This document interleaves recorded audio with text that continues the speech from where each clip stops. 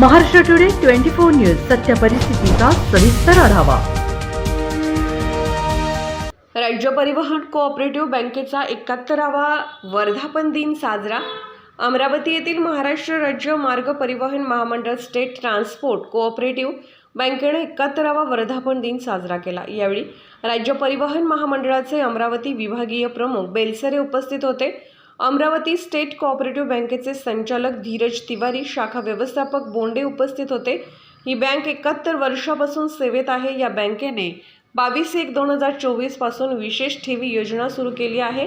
या योजनेअंतर्गत ठेवीदारांना 800 दिवसाच्या ठेवीवर 8.75% व्याज मिळणार आहे। महाराष्ट्र टुडे मराठीसाठी विक्रम ढोके, अमरावती।